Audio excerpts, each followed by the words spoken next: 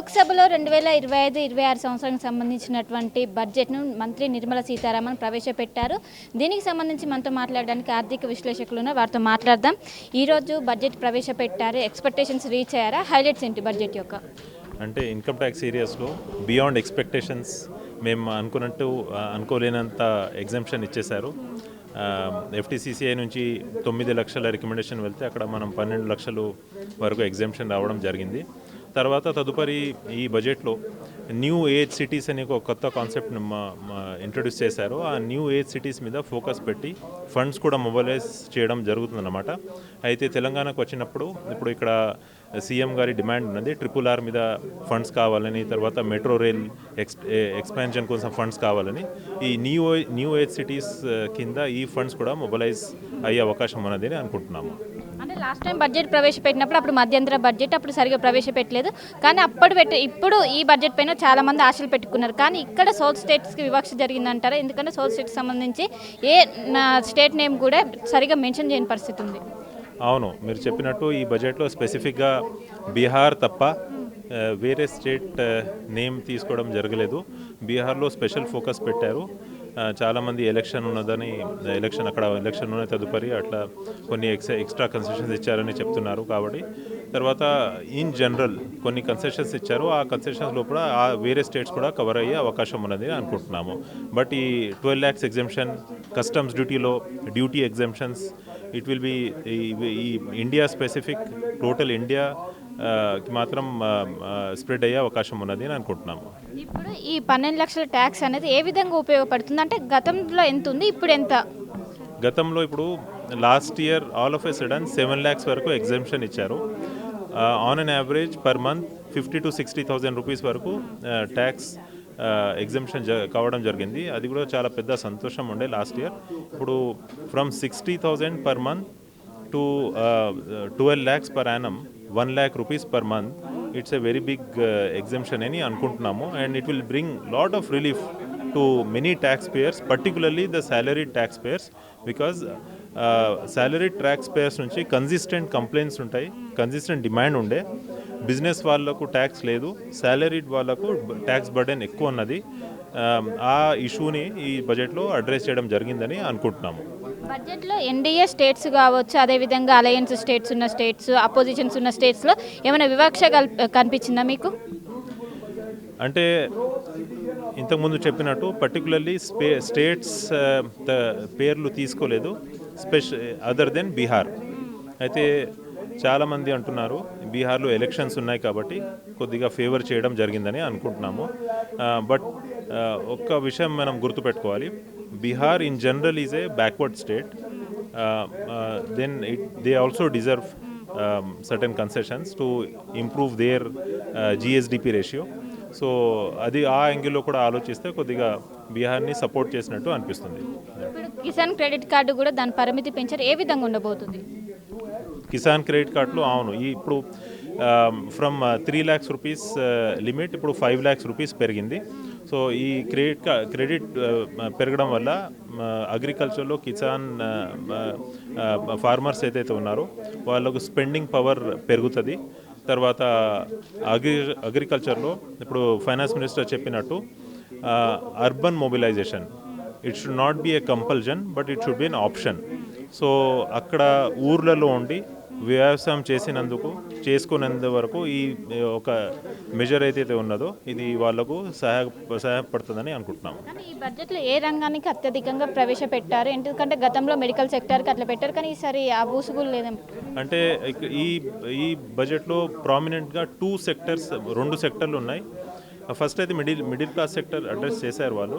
తర్వాత ఇండస్ట్రీస్కి వచ్చినప్పుడు medical sector, life saving drugs, క్యాన్సర్లో లైఫ్ సేవింగ్ డ్రగ్స్ మీద చాలా మాత్రానికి కన్సెషన్స్ ఇవ్వడం జరిగింది.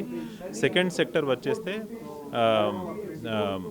Electric vehicle battery manufacturing, lithium manufacturing, తర్వాత సోలార్ ప్యానెల్ మ్యానుఫ్యాక్చరింగ్, ఆ ఏరియాస్లో రా మెటీరియల్స్ ఇంపోర్ట్ మీద డ్యూటీ కన్సెషన్ ఇవ్వడం జరిగింది. సో దీనివల్ల ఈ 2 సెక్టర్స్లో ఆన్ వన్ సైడ్ ఏదైతే క్రిటికల్ లైఫ్ సేవింగ్ డ్రగ్స్ వల్ల పేషెంట్స్ ఏదైతే ట్రీట్మెంట్ జరుగుతుందో వాళ్ళ ట్రీట్మెంట్ కాస్ట్ తగ్గే పరిస్థితి ఉంటుంది. తర్వాత ఏదైతే మ్యానుఫ్యాక్చరింగ్ కంపెనీస్ ఉన్నాయో ఇప్పుడు రాబోయే కాలం మొత్తం electric vehicle, climate control, climate change కాబట్టి ఆ డొమెస్టిక్ మ్యానుఫ్యాక్చరింగ్ కూడా బూస్ట్ అయ్యే అవకాశం ఉన్నది.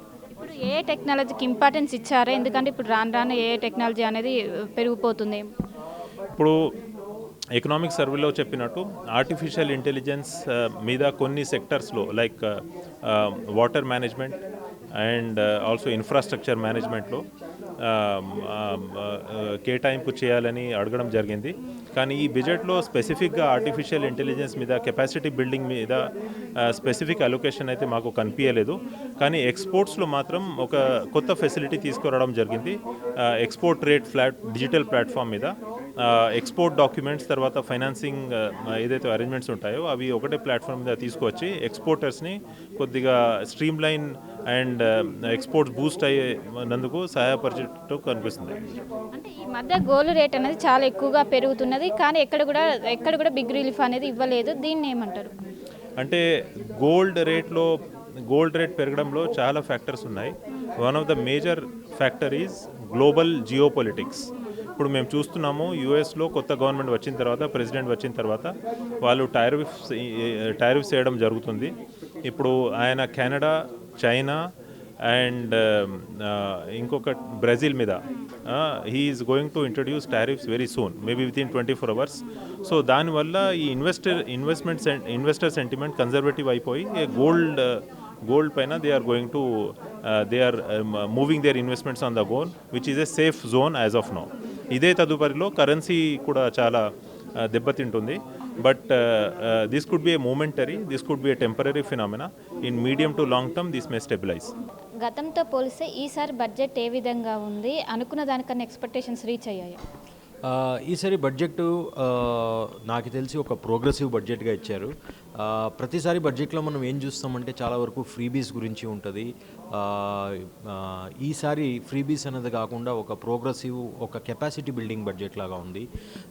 They have talked about IIT సీట్లు పెంచడము, మెడికల్ కాలేజ్ సీట్ పెంచడము, ఆర్టిఫిషియల్ ఇంటెలిజెన్స్కి ఒక సెంటర్ ఆఫ్ ఎక్సలెన్స్ పెట్టడము.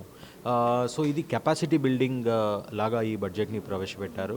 అండ్ ఓవరాల్ అన్ని సెక్టర్కి ఈవీ మ్యానుఫ్యాక్చరర్ లేదా ఒక టెక్స్టైల్ ఉండొచ్చు, ఒక లెదర్ ఇండస్ట్రీ ఉండొచ్చు, ప్రతి ఒక్కరిని టచ్ చేసి బడ్జెట్ని ప్రవేశపెట్టారు. So it is a uniform and overall budget. అంటే 12 లక్షల వరకు నో ట్యాక్స్ అని కూడా ప్రకటించారు. దీనివల్ల ఆర్థిక రంగం పైన ఏ విధంగా భారం పడుతుంది? ఈ 12 లక్షలు ఏదైతే ఇన్కమ్ ట్యాక్స్ని ఎగ్జంప్షన్ ఇచ్చారో దానివల్ల గవర్నమెంట్కి వచ్చేది 1 lakh crores అనేది తక్కువ కలెక్షన్ అవుతుంది. కానీ ఓవరాల్గా 3 lakh crores అనేది అడిషనల్ కలెక్షన్ని ఎస్టిమేట్ చేస్తున్నారు. సో అది మన వేరే సెక్టర్స్ వల్ల, వేరే మ్యానుఫ్యాక్చరింగ్ యా కార్పొరేట్ ట్యాక్స్ వల్ల, లేదంటే మనకి ఈ టీడీఎస్ గురించి కొంచెం రేషనలైజేషన్ చేశారు, కస్టమ్స్ రేషనలైజేషన్, దానివల్ల కొంచెం పెరగచ్చు. సో డైరెక్ట్గా మనకి ఏదైతే డే ఇన్ డే అవుట్ మనం ఇన్కమ్ ట్యాక్స్ ఏదైతే పే చేయాలో అది మనకి డైరెక్ట్గా బెనిఫిట్ అన్నది అండబుల్. ఈ బడ్జెట్లో బీహార్కి ప్రత్యేకంగా నిధులు కేటాయించారు. అంటే కేవలం రాజకీయంగానా, లేకుంటే అది ఇప్పటికీ వెనుకబడిన రాష్ట్రం ఆ విధంగా చూసుకోవచ్చు, ఏ కోవ కింద దీన్ని పరిగణించవచ్చు? అంటే నేను అంత పెద్ద ఎక్స్పర్ట్ కాదు ఇందులో. I have not seen Bihar much. But మనకి లాస్ట్ ఇయర్ చూసుకుంటే ఆంధ్రాకి, మన నైబరింగ్ స్టేట్ ఆంధ్రాకిను కొంచెం బెనిఫిట్ అనేది వచ్చింది. సో ఇప్పుడు చూసుకున్నా మళ్ళీ బీహార్ ఉండొచ్చు, అస్సాం ఉండొచ్చు, నార్త్ ఈస్టర్న్ గురించి కాన్సన్ట్రేషన్ ఉంది. సో మోస్ట్లీ ఇది ఒక పొలిటికల్ మూవ్ ఉండొచ్చని అనుకుంటున్నాను. ఇప్పుడు నార్త్ స్టేట్స్తో కంపేర్ చేస్తే సౌత్ స్టేట్స్కి ఏ విధంగా ఉన్నాయి నిధులు? వివక్ష ఉన్నదా? అంటే నార్త్ ఈస్ట్ స్టేట్స్, బీహార్ తప్పితే ఇంక ఏ స్టేట్స్ ఇక్కడ మనకి చెప్పలేదు. వెస్ట్ ఉండొచ్చు, నార్త్ ఉండొచ్చు, అవన్నీ ఏది చెప్పలేదు. సో ఓన్లీ దీని గురించి స్పెసిఫిక్గా మెన్షన్ చేశారు. బట్ ఓవరాల్గా బడ్జెట్ ఏదైతే అలాట్ చేశారో, మేబీ ఐఐటి సెంటర్ ఉండొచ్చు, లేదా 200 డిస్ట్రిక్ట్ని చేయడం ఉండొచ్చు. సో ఇలాంటిది తెలంగాణలోనూ ఉండబోతుంది. ఓవరాల్ బడ్జెట్ అలొకేషన్లో తెలంగాణ షేర్ తెలంగాణకు వస్తుంది. బట్ ఒక స్పెసిఫిక్ ప్రాజెక్ట్ కానీ, స్పెసిఫిక్ ఇనిషియేటివ్ కానీ తెలంగాణ కానీ ఆంధ్రలో కానీ ఈసారి మిస్సింగ్ ఉంది. అంటే ఎంఎస్ఎంఈలకు రుణాలు పెంచుతున్నట్టు కూడా చెప్పారు. ఇది కేవలం ప్రకటన వరకే పరిమితం అవుతాయా? ఆచరణలో ఇవి సాధ్యమయ్యే అవకాశం ఉందా? ఇప్పుడు ఎంఎస్ఎంఈ లోన్స్ ఏదైతే ఉందో, unsecured loans, it is a very successful scheme. అన్ని బ్యాంక్స్ని దీన్ని ఆనర్ చేసి ఇప్పుడు వరకు ఉన్న ఏదైతే రుణాల లిమిట్ ఉందో అది ఆల్మోస్ట్ ప్రతి ఒక్క బ్యాంక్ ఇస్తుంది. ఈ ఎంఎస్ఎంఈకి అనేది it's a very good support. So ఇది ఆచరణలోనూ వస్తుంది. ఇప్పుడు దాన్ని ఎనాన్స్ చేశారు, క్రెడిట్ లిమిట్ ఎనాన్స్ చేశారు, గ్యారంటీ స్కీమ్ని తగ్గించారు. సో దానివల్ల ఇది ఆచరణలో వస్తుంది. మ్యాక్సిమం ఎక్స్పర్ట్స్ నో ట్యాక్స్ అనేది 9 లక్షల వరకు అనుకున్నారు, కానీ 12 లక్షలు అన్నారు. దీని వెనక గల కారణాలు ఎందుకు ఒకటేసారి అంత లెవెల్కి పెరగడం గల కారణాలు ఏంటి? Maybe union minister is more generous అంతే.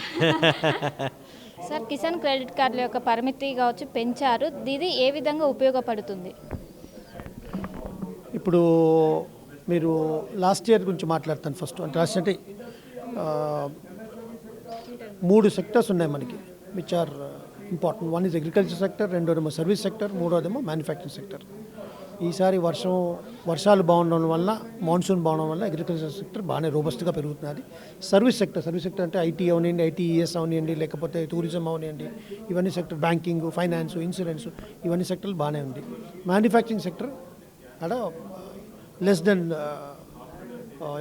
Estimated growth. దానివల్ల కొంచెం GDP which was 8.2 in 23-24 has fallen down to estimated 6.4 this fiscal year. Okay, agricultural దాంట్లో ఇప్పుడు మనకి ఏంటంటే, మీరు లాస్ట్ ఇయర్ ప్రాబ్లం అనలైజ్ చేస్తే inflation was a big problem. కూరగాయలు లేకపోతే ఆల్ దిస్ ఫుడ్ ఇన్ఫ్లేషన్ వెంట కూరగాయలు అక్టోబర్లో మీకు అన్ని డబుల్ డిజిట్లు అయిపోయినాయి. సో ఈ ఫుడ్ ఇన్ఫ్లేషన్ కంట్రోల్ చేయవలసి వస్తుంది, ఎందుకంటే అవే ఎఫెక్ట్ అవుతాయి మా ఫార్మర్స్ కోసం ఈ Kisan credit card which will give them kind of cover, safety cover. Plus రెండోదేమో వాళ్ళకు ఇన్ఫ్రాస్ట్రక్చర్ బిల్డ్ చేస్తున్నారు all over the country. They want to build cold chain infrastructure so that మీ vegetable that you grow don't get wasted over a period of time. They can be stored in cold storage and can be sold అనమాట. అలాంటప్పుడు మీకు ఏంటంటే abundant supply ఉంటుంది డిమాండ్కి తగ్గట్టు, దానివల్ల inflation control ఉంటుంది. ఈ కిసాన్ క్రెడిట్ కార్డ్ గురించి మాట్లాడితే definitely it gives a kind of insurance cover safety cover for farmers which is very good. ఇప్పుడు ఎన్హాన్స్ చేస్తున్నారు, 1.5 crore ఫార్మర్స్కి బెనిఫిట్ అవుతుంది, ఎన్హాన్స్ చేస్తున్నారు. ఆస్తుల అమ్మకానికి రెండో ప్రణాళిక సిద్ధం చేస్తున్నట్టు కూడా ఒక ప్రకటన రిలీజ్ చేశారు. ఈ ప్రభుత్వ ఆస్తుల అమ్మకాన్ని చేస్తే ఏ విధంగా ఎఫెక్ట్ పడుతుంది? ఆస్తులు అంటే ప్రభుత్వ ఆస్తుల అమ్మకానికి రెండో ప్రణాళిక. Right disinvestment correct. ఇప్పుడు మీరు డిస్ఇన్వెస్ట్మెంట్ ప్రామిసెస్ లాస్ట్ 5 ఏళ్ళు చూస్తే అన్నీ తగ్గాయి, ఒక్క ప్రామిస్ కూడా మీట్ అవ్వలేకపోయారు. డిస్ఇన్వెస్ట్మెంట్ చేస్తే ఒకటి ఏంటంటే మీకు ఆబ్వియస్లీ గవర్నమెంట్కి డబ్బులు వస్తాయి, ఆ డబ్బులు మళ్ళీ ఇన్వెస్ట్ చేయొచ్చు. సో ఇప్పుడు నిర్మలా సీతారామన్ చెప్పింది ఏంటంటే, ఈ సెకండ్ 2.2లో disinvestment she has not announce the figures చెప్పలేదు, but she said will be able to raise a significant amount from disinvestment. I think 10 lakh crores something. ఆ 10 లక్షల కోట్లు she wants to invest back. So ఇప్పుడు ఈ promises of disinvestment ఈ 5 ఏళ్ళు ఎప్పుడు meet అవ్వలేదు, సగం వాళ్ళు 50%, 60% మీట్ అయ్యారు, 40% మీట్ అవ్వలేదు. బట్ ఐఎమ్ హోపింగ్ 2.2లో ఈ ఇన్వెస్ట్మెంట్ కొనసాగి ఆ 10 లక్షల కోట్లు what you promise gets back to the system. So obviously it is for growth అన్నమాట. ఇప్పుడు మీరు ఎనాలిసిస్ బడ్జెట్ ప్రవేశపెట్టక ముందు మీరు అనుకున్న దానికి రీచ్ అయ్యాయా? ఎక్స్పెక్టేషన్ ఇండస్ట్రీ పరంగా కొన్ని అవ్వలేదు. మనం కొన్ని కార్పొరేట్ ట్యాక్స్ నేను అనుకున్నాను, మ్యానుఫ్యాక్చరింగ్ స్పర్ చేయడానికి ఒక పద్ధతిగా వాళ్ళు టెక్స్టైల్, ఫుడ్ ప్రాసెసింగ్ ఇవన్నీ కొంచెం షాప్స్ ఇచ్చి మ్యానుఫ్యాక్చరింగ్ పెంచుతున్నారు, which are basically labour intensive sector.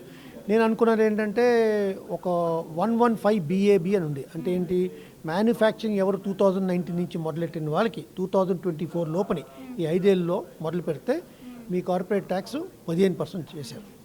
దాన్ని ఎక్స్టెన్షన్ ఎక్స్పెక్ట్ చేశాను, ఎందుకంటే మ్యానుఫ్యాక్చరింగ్ క్రియేట్స్ ఎంప్లాయ్మెంట్, ఉపాధి కలిగి వస్తుంది. కాబట్టి వీ థాట్ మ్యానుఫ్యాక్చరింగ్ ఇంక్రీజ్ చేయడానికి 115 BAB ఎక్స్టెండ్ చేస్తారు ఇంకో 5 ఏళ్ళని, అది రాలేదు. Plus overall is of doing business గురించి నిర్మలా సీతారామన్ 2-3 సార్లు చెప్పారు, కానీ కంప్లైన్స్ బర్డెన్ ఒక జస్ట్ 100 clauses ఆఫ్ డీక్రిమినలైజేషన్ చేశారు, కానీ ఇంకొంచెం కంప్లైంట్స్ తగ్గిస్తే బాగుంటుంది. సో మనకి దేశంలో మోస్ట్లీ బిజినెస్లు ఎందుకు స్టార్ట్ చేయాలంటే, ఎందుకు పెరగదంటే ఈజ్ ఆఫ్ డూయింగ్ బిజినెస్ లేదు, కష్టపడాలి బిజినెస్ చేయాలంటే. ఇక్కడ ఈజ్ ఆఫ్ డూయింగ్ బిజినెస్ మీద కొంచెం ఫోకస్ చేసి కంప్లైంట్స్ బర్డెన్ తగ్గిస్తారు అనుకున్నాను, అదంతా రాలేదు. లాస్ట్ టైం బడ్జెట్ ప్రవేశపెట్టినప్పుడు అప్పుడు మధ్యంతర బడ్జెట్, ముందు ఎన్నికలు ఉన్నాయి. సో అప్పుడు ఎవరైతే రాష్ట్రాల ముఖ్యమంత్రులు ఎవరైతే కొంచెం నిరాశ పొందారు, కానీ ఇప్పుడు ఆ నిరాశ మళ్ళీ ఇప్పుడు కూడా అదే పరిస్థితి ఎదురైంది, ఎందుకంటే తెలంగాణకు ఎలాంటి ప్రస్తావన రాలేదు. ఏమంటారు దీనిపైన? అది పొలిటికల్ క్వశ్చన్ అమ్మా, కానీ Telangana is rich state. Okay, Telangana మనం 29 రాష్ట్రాల్లో తెలంగాణ ఇస్ రీజనబుల్ రిచ్. ఇంకా మనం ఎక్స్పెక్ట్ చేయకూడదు. బీహార్ బాటమ్ 5లో ఉంది, మరి బీహార్కి ఇచ్చారు అంటే ఎలక్షన్ అవనండి ఏదవనండి, మనకి they deserve because there are poorer state. That's my reply. That's it. Thank you. So మొత్తం మీద గతంతో పోలిస్తే ఈసారి బడ్జెట్ అనేది చాలా ఫ్రెండ్లీగా ఉంది. ముఖ్యంగా నో ట్యాక్స్ అనేది దాదాపు 9 లక్షల వరకు మేము ఎక్స్పెక్ట్ చేసాం, కానీ ఎక్స్పెక్ట్ చేసిన దానికన్నా ఎక్కువగా ఈసారి 12 లక్షల వరకు నో ట్యాక్స్ అనేది తీసుకొచ్చారు. ఇంకోటి ఏంటంటే ఈసారి నార్త్ స్టేట్లకు పెద్దపీట వేశారు, తెలుగు స్టేట్ల ప్రస్తావన ఎక్కడ కూడా రాలేదు. ఇంకోవైపు బీహార్ రాష్ట్రానికి ఎక్కువగా నిధులు కేటాయించారు. ఇది కేవలం రాజకీయం కోసమే. మనం గతంలో కూడా చూసుకున్నట్లయితే ఏదైతే రాజకీయాలు ముందు ముందు జరుగుతాయో, ఏదైతే ఎన్నికలు ముందు ముందు ఉంటే వాటి కోసం పెద్దపీట వేస్తున్నారు. ఇదే నేపథ్యంలో ఈసారి కూడా బీహార్ రాష్ట్రానికి పెద్దపీట వేశారంటూ కూడా ఒకవైపు విశ్లేషకులు ప్రస్తుతం మనతో పాటు చెప్తున్నారు. కెనపర్సన్ శివతో కలిసి శిల్ప ఆటవే, హైదరాబాద్. మరిన్ని వీడియోస్ కోసం ఛానల్ ని సబ్స్క్రైబ్ చేయండి. లేటెస్ట్ అప్డేట్స్ కోసం వాట్సాప్ ఛానల్ ని ఫాలో అవ్వండి. ఆ లింక్ డిస్క్రిప్షన్ లో ఉంది.